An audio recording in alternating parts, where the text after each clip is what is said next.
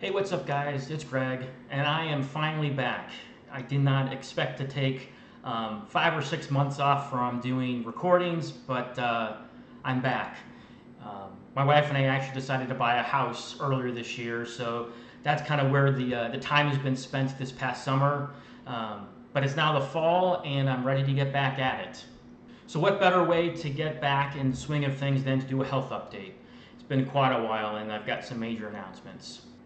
Before I get into the big announcements, I do want to go ahead and say that the cancer is still in check. I had a scan about a month ago, and everything is actually continuing to shrink or stay the same, the various tumors, which I'm referring to the various tumors throughout my body.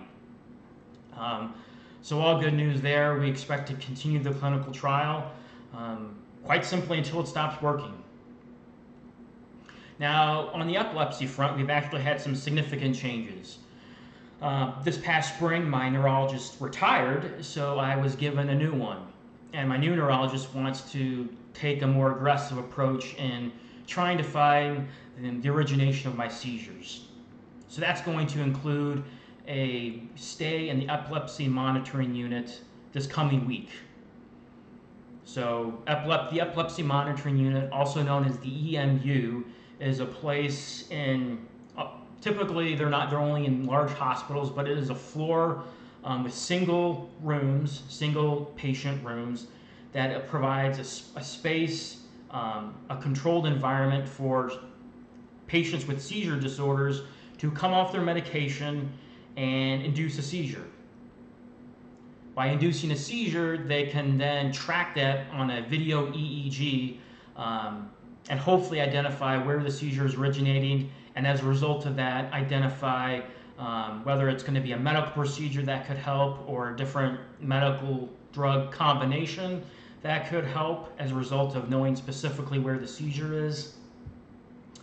So for me, we have not been able to track a seizure on an EEG. All my seizures have happened outside of the hospital environment.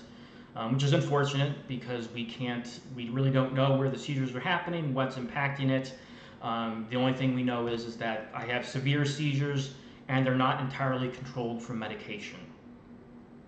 So, starting on Monday, I will be admitted, and they have several things already planned for me to go through. So actually, about 3 years ago, I was admitted to the EMU, and that was because I had just been diagnosed, and we did not have any effective way to control the seizures. The more medication they put me on, the worse the seizures got. Unfortunately, the stay in EMU did not deliver a seizure. So we kind of just took a stab at mixing up different medications, and we were actually able to find a medication combination that would work for a while. But now that it's been 3 years, my neurologist is hoping that we have a significant chance to induce a seizure and as a result, find a better way to treat those seizures. So starting on this Monday, I will be admitted, and there'll be several things that they're going to do in order to induce a seizure.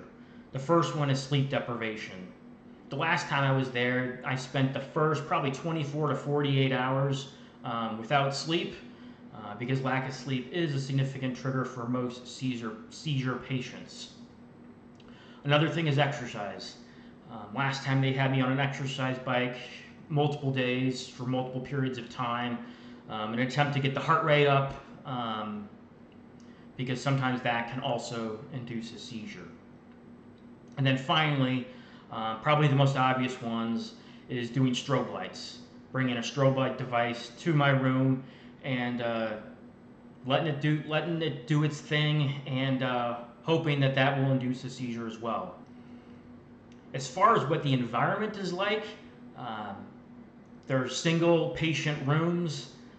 You are hooked up to an EEG, so that is the electrodes all over the head and skull, and then as well as being monitored via a video recording camera at all times. So not only if I have a seizure, will we be able to see the electrical activity going on in my brain, but also what are the physical attributes that are presenting during a seizure. Because a lot of times the movements that the body does can also indicate where the seizure is happening. So there's a chance to get a lot of information captured if we can induce a seizure. It is a tough stay, as you can imagine. I'm not allowed to get up from the chair or from the bed unless somebody is present. That's because whenever you're off your seizure medication, you are a significant fall risk. And there's someone always going to be watching that video camera. So when a seizure actually happens, they can see it on the video and they can respond very quickly. I also have it's almost like a remote that I can press when I feel a seizure coming on, and that will also trigger a response from the nursing staff. It's quite impressive that they told me last time that they can respond typically within 15 to 30 seconds once they're notified that a seizure is happening to a patient. And then once that happens, they can let the seizure happen, or if it's a very severe seizure that is causing harm, they can inject the medication. They can inject the proper medication very quickly right into my IV and stop the seizure. So there's going to be a lot of things going on during my stay next week, and I wanted to get this video out soon enough because it is a pretty significant update.